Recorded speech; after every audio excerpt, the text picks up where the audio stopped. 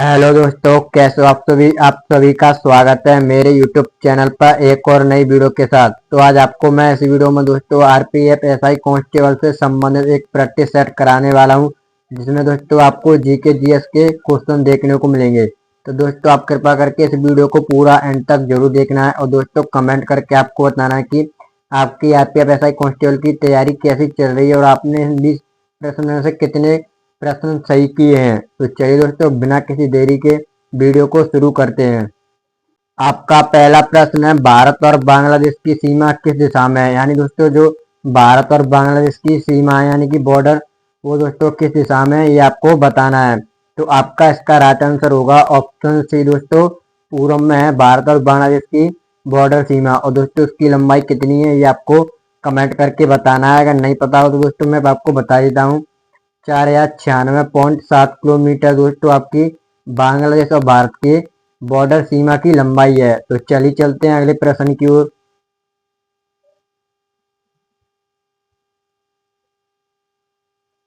आपका दूसरा प्रश्न है, भारत के उत्तर में स्थित देश कौन सा है। यानी दोस्तों भारत के उत्तर में स्थित देश कौन सा है।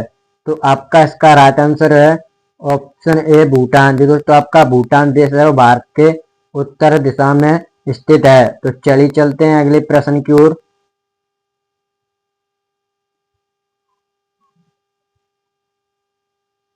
आपका अगला प्रश्न है, तेलंगाना के नए मुख्यमंत्री पद की शपथ किसने ली है। यानी दोस्तों आपको बताना कि तेलंगाना के नए मुख्यमंत्री बने हैं, उसकी शपथ किसने ली है।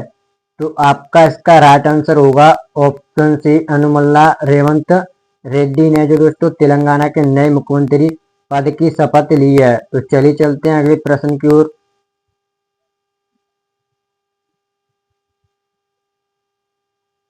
आपका अगला प्रश्न है, हेमबर्ग किस नदी के मुहाने पर स्थित है। यानी दोस्तों जो हेमबर्ग है वो किस नदी के किनारे आप बोल सकते हो दोस्तों स्थित है।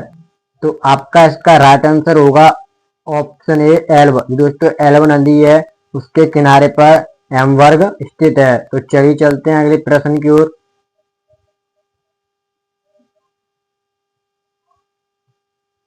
आपका अगला प्रश्न है, दिग्गज सुपरस्टार अमिताभ बच्चन उत्तर प्रदेश के किस शहर से हैं। यानी दोस्तों जो अमिताभ बच्चन है वो उत्तर प्रदेश के किस शहर के रहने वाले हैं ये आपको बताना है। तो आपका इसका राइट आंसर होगा प्रयागराज इलाहाबाद। जो दोस्तों आपको पता होगा जो इलाहाबाद था उसका नाम चेंज होके प्रयागराज हो गया है, जहाँ पर दोस्तों यमुना गंगा सरस्वती तीनों नदी का संगम माना जाता है। तो चलिए चलते हैं अगले प्रश्न की ओर।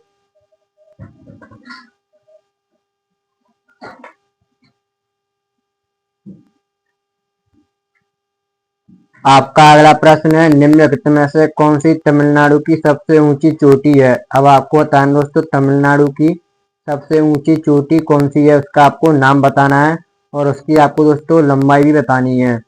तो दोस्तों आपका इसका राइट आंसर हो जाएगा ऑप्शन डी टोड़ा बेट्टा। ये दोस्तों यहाँ पर टोड़ा बेट्टा होना चाहिए था, ये उड़ा हो गया है, कोई दिक्कत नहीं है दोस्तों, आप समझ लीजिएगा। तो मैं आपको इसकी लंबाई बता देता हूँ दोस्तों, वो आपकी 2637 मीटर इसकी लंबाई है, ये आपको याद रखना है दोस्तों। तो चलिए चलते हैं अगले प्रश्न की ओर।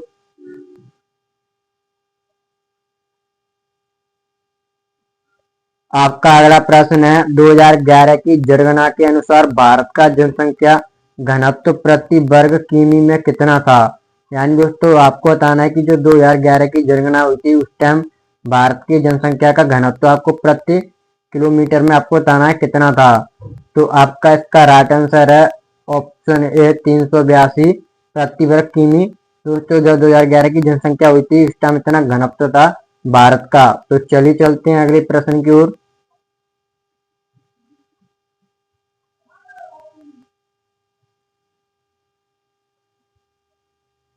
आपका अगला प्रश्न है, उत्तराखंड के 12वें मुख्यमंत्री कौन बने हैं। यानी दोस्तों आपको बताना है कि उत्तराखंड के 12वें मुख्यमंत्री कौन बने हैं। तो आपका इसका राइट आंसर होगा ऑप्शन डी पुष्कर सिंह धामी। और दोस्तों उत्तराखंड के 12वें मुख्यमंत्री चुने गए हैं। तो चलिए चलते हैं अगले प्रश्न की ओर। आपका अगला प्रश्न है, भारत और श्रीलंका के बीच की सीमा किस प्रकार की सीमा है। यानी दोस्तों भारत और श्रीलंका की जो सीमा है वो किस प्रकार की सीमा है, जलीय है या स्थलीय है या दोस्तों या अंतर्राष्ट्रीय है या पर्वतीय द्वारा है। तो आपका इसका राइट आंसर होगा दोस्तों ऑप्शन बी, समुद्र सीमा। अगर दोस्तों यहाँ पर आपका जलीय सीमा होता तो वो भी आपका सही होता। तो दोस्तों आपको पता होगा जलीय सीमा केवल भारत से 2 देश साझा करते हैं, ये आपको पता होना चाहिए। और दोस्तों एक तो आपका हो गया श्रीलंका और दूसरा आपका दोस्तों माले, जिसकी राजधानी दोस्तों मालदीव है, ये आपको पता होना चाहिए। तो चलिए चलते हैं अगले प्रश्न की ओर।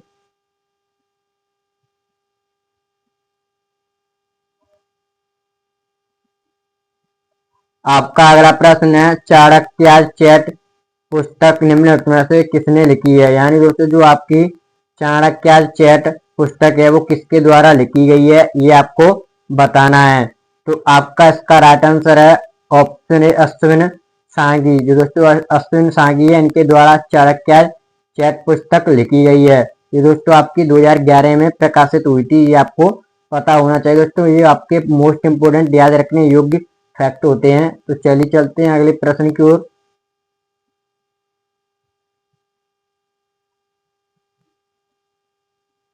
आपका अगला प्रश्न है भारत और कुल कितने देशों के साथ सीमा साझा करता है। यानी जो दोस्तों अपना इंडिया है वो कितने देशों के साथ सीमा साझा करता है, ये आपसे इस प्रश्न में पूछा गया है। तो आपका इसका राइट आंसर है ऑप्शन सी, 7 देशों के साथ दोस्तों सीमा साझा करता है। तो चलिए चलते हैं अगले प्रश्न की ओर।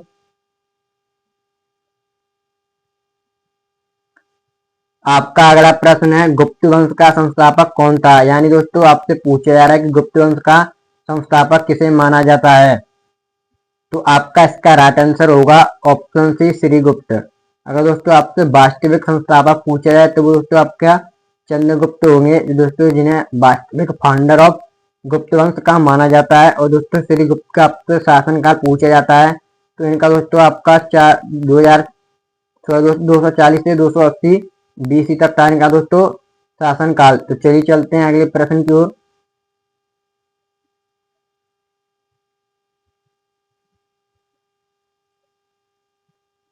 आपका अगला प्रश्न है अजंता कलाकृतियां किससे संबंधित हैं। दोस्तों जो अजंता की कलाकृतियां हैं वो किससे संबंधित हैं।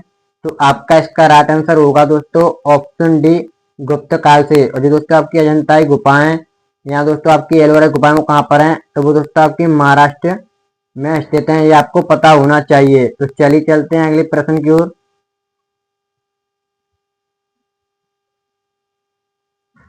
आपका अगला प्रश्न है गुप्त शासकों की सरकारी दरबारी भाषा थी। यानी दोस्तों आप ये भी बोल सकते हो गुप्त शासकों की आधिकारिक भाषा कौन सी थी।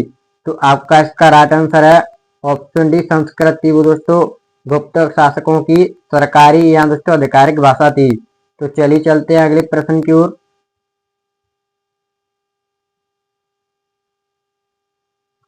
आपका अगला प्रश्न है गुप्त वंश का वह राजा कौन था जिसने हुरों को भारत पर आक्रमण करने से रोका। यानी दोस्तों आपसे पूछा जा रहा है कि गुप्त वंश का ऐसा कौन सा राजा था जिसने हुरों को भारत पर आक्रमण करने से रोका था।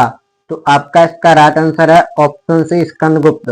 और दोस्तों भारत का नेपोलियन किसे कहा जाता है, तो वो दोस्तों आपके समुद्रगुप्त को भारत का नेपोलियन कहा जाता है, ये आपको दोस्तों याद रखना है। तो चलिए चलते हैं अगले प्रश्न की ओर।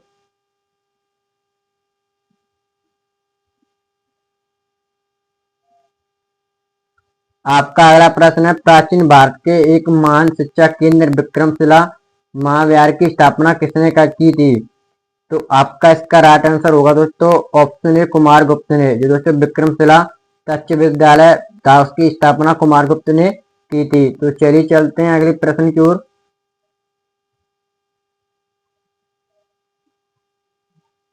आपका अगला प्रश्न है भारत में चिश्तिया सूफी मत को स्थापित किया। यानी दोस्तों भारत में जो चिश्तिया सूफी मत था उसे किसने स्थापित किया था। तो आपका इसका राइट आंसर होगा option C, Sheikh Ahmed sir ने दोस्तों भारत में चिश्तिया सूफी मत को स्थापित किया था।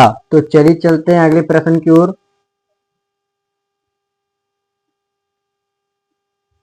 आपका अगला प्रश्न है कामरूप में वैष्णव धर्म को लोकप्रिय बनाया। यानी दोस्तों जो कामरूप है उसमें वैष्णव धर्म को लोकप्रिय किसने बनाया था। तो दोस्तों आपको इसका आंसर कमेंट में बताना है अगर आप वाकई किसी एग्जाम की तैयारी कर रहे हो तो चलिए चलते हैं अगले प्रश्न की ओर।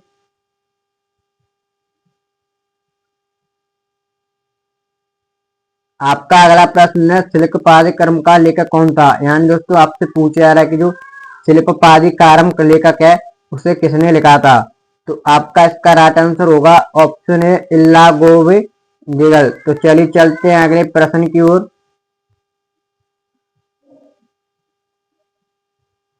आपका अगला प्रश्न है एक चालुक्य अभिलेख की तिथि अंकन में शक संवत का वर्ष 556 दिया हुआ तो इसका तुल्य वर्ष क्या है।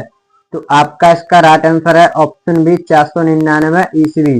तो दोस्तों आज की वीडियो हमारी यहीं पर समाप्त होती है। अगर आपको वीडियो अच्छी लगी हो तो वीडियो को लाइक और चैनल को सब्सक्राइब जरूर कर देना है। तो चलिए मिलते हैं अगली वीडियो में। जय हिंद जय भारत।